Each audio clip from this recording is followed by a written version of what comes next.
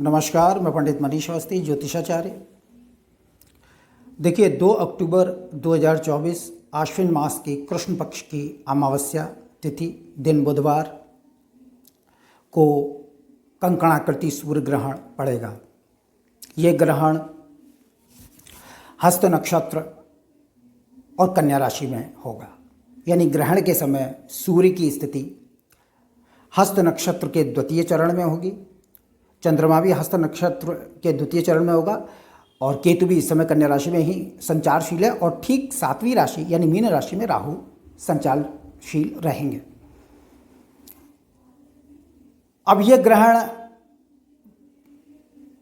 रात्रि 9:13 से देर रात 3:17 तक होगा। यह ग्रहण विशेष रूप से विदेशों में दृश्य होगा और भारत में यह किसी भी भूभाग से दिखाई नहीं देगा। अब शास्त्रानुसार ग्रहण अगर भूभाग से दिखाई न दे तो उसके विषयक कोई भी नियम, सूतक पातक आदि जो हैं वह मान्य नहीं होते हैं।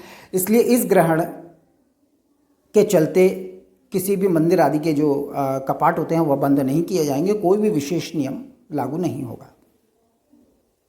ये सारे नियम वहाँ लागू होंगे जहाँ ये ग्रहण दृश्य है। विदेशों में दृश्य है, अमेरिका आदि देशों में यह देखा जाएगा और भी दूसरे देश हैं, जॉर्जिया आदि में, वहाँ ये दृश्य होगा। तो हमारे यहाँ यह दृश्य नहीं है। अब चूंकि यह दृश्य नहीं है, इसका कोई विशेष प्रभाव नहीं आएगा, विशेष प्रभाव नहीं आएगा, लेकिन इसका ये मतलब नहीं है कि ग्रहण का प्रभाव नहीं पड़ता। ग्रहण का आंशिक प्रभाव फिर भी देखा जाता है। तो देखिए, जिन महिलाओं के उदर में शिशु पल रहा है, किस राशि और किस लग्न की महिलाओं को थोड़ा सा सावधानी बरतने की आवश्यकता है, यह तथ्य विचारणीय है। क्योंकि शिशु निर्माण की प्रक्रिया में है और पूरे शरीर का निर्माण राशि, ग्रह और नक्षत्रों के आधार पर होता है।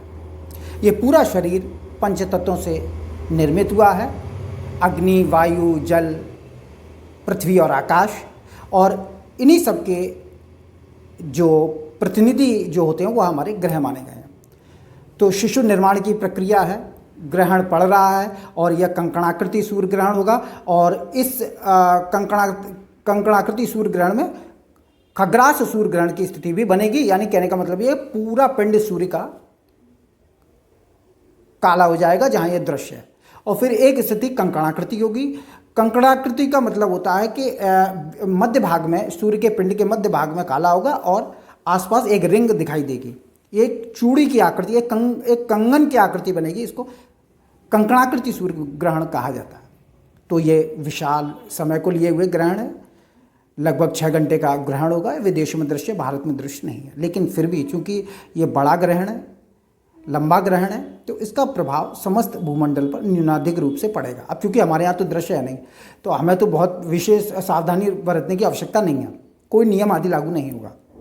लेकिन फिर भी कुछ लग्न और राशियाँ ऐसी हैं जिनमें जन्मी महिलाएं जो गर्भ धारण किए हुए, गर्भस्थ शिशु जिनके पर ला, उनको थोड़ी सी सावधानी रखनी चाहिए। वह लग्न और राशियाँ कौन सी हैं उस पर मैं थोड़ा सा प्रकाश डालूंगा। उनको थोड़ा सा सावधानी निश्चित रूप से बरतनी ही चाहिए, क्योंकि प्रकृति के विरुद्ध किए गए आचरण का दुष्प्रभाव बच्चे पर पड़ता है।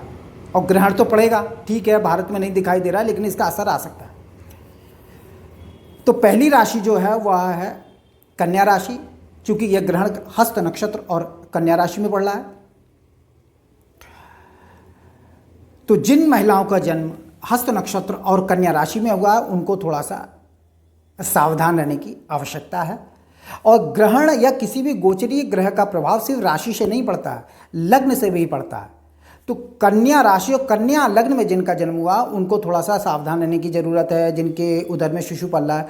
और जिनका जन्म कन्या लग्न में हुआ, यानी राशि कोई भी है लेकिन लग्न कन्या है, उनको भी सावधान रहने की जरूरत है, क्योंकि उनके शरीर पर यह ग्रहण पड़ेगा। सूर्य ग्रहण होगा ये, और सूर्य आत्मा का कारक ग्रह माना गया, जीवन का कारक है और बच्चा पेट में निर्माणशील है। इसलिए थोड़ा सा कन्या लग्न और कन्या राशि की महिलाओं को सावधान रहने की आवश्यकता है।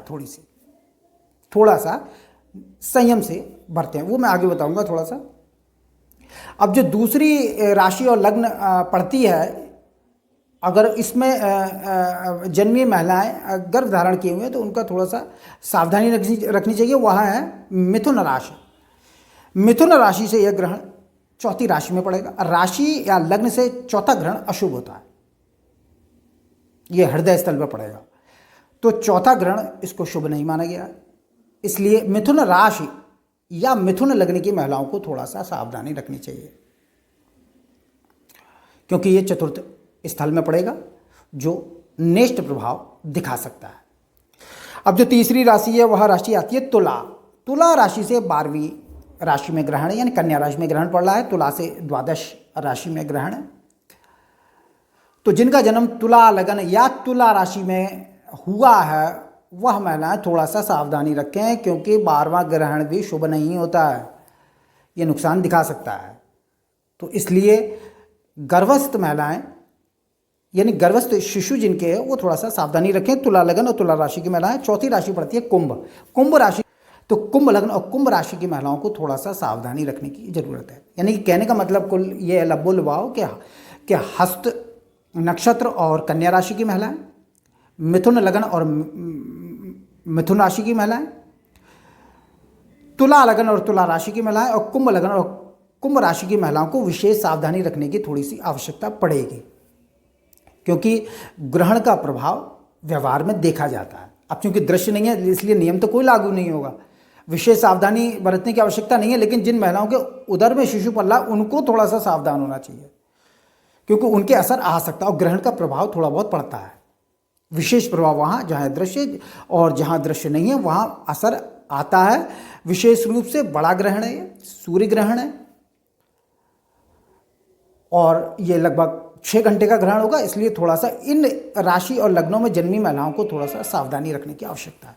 तो इस काल में थोड़ा सा उस रात में थोड़ा सा विशेष रूप से थोड़ा सा संयम बरतें। विशेष रूप से इन राशि और लग्नों में पैदा हुई महिलाओं के लिए ये राय है, ताकि थोड़ा सा आप ये कालखंड निकल जाए, उसके बाद फिर कोई दिक्कत नहीं है, क्योंकि ग्रहण संयम से गुजारें। तो इस प्रकार से आपके शिशु पर कोई भी दुष्प्रभाव नहीं पड़ेगा, और आचार विचार से रहें तो ग्रहण का कोई विशेष प्रभाव देखने में नहीं आता है। इसलिए मंदिर आदि के कोई कपाट बंद नहीं होंगे 2 अक्टूबर को, क्योंकि हमारे यहाँ दृश्य नहीं है। हमारे यहाँ जब दृश्य होता है तब सारे नियम लागू होते हैं, इसलिए सूतक वगैरह का कुछ भी नियम लागू नहीं होगा, कुछ भी लागू नहीं होगा। लेकिन जिन महिलाओं के उदर में शिशु है उनको थोड़ा सा रात्रि काल में कुछ भी सेवन करने से थोड़ा सा परहेज आप रख लें तो कोई बुराई नहीं है। मैं समझता हूँ इसमें कोई बुराई नहीं है, क्योंकि ग्रहण है, और इसलिए थोड़ा सा उस कालखंड में कुछ ग्रहण न करें। खाने पीने से थोड़ा बचें, पहले ही खा लो, कोई दिक्कत नहीं है। 9:13 पर आरंभ हो रहा है, पहले खा पी के बैठ जाओ, कोई प्रॉब्लम नहीं है। और फिर तो सुबह हो जाएगी, तो अपना खिलाई पिलाई से थोड़ा सा बचें, क्योंकि सारा वातावरण थोड़ा सा दूषित हो जाता है। तो बस इतना कहना है कि आप इन राशि और लग्नों में पैदा हुई महिलाओं को थोड़ा सा सावधानी बरतनी है, और इन राशि और लग्नों में जो पुरुष पैदा हुए हैं उनको भी थोड़ा सा सावधान रहने की आवश्यकता है, क्योंकि कन्या लगन कन्या राशि, मिथुन लगन मिथुन राशि, और तुला लगन तुला राशि, और कुंभ लगन और कुंभ राशि से यह ग्रहण चौथे 8वें 12वें पड़ेगा राशि पर। राशि से चौथे 8वें 12वां ग्रहण शुभ नहीं होता है ये आपके लिए। और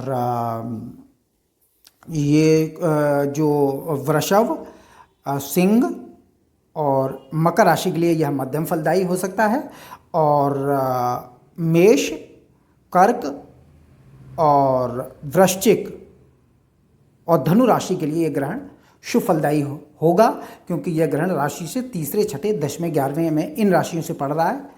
तो आपके मेष राशि, कर्क राशि और वृश्चिक राशि और धनु राशि के जातकों पर इसका अच्छा फल देखने में आ सकता है। कुछ अच्छी घटनाएं ग्रहण के आसपास के समय में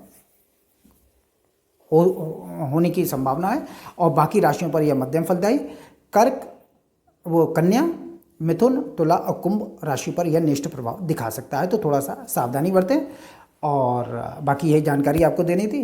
मेरा वीडियो अच्छा लगे इसे लाइक करें, शेयर करें, सब्सक्राइब करें, और नमस्कार। मैं अपनी बात को यहीं समाप्त करता हूँ।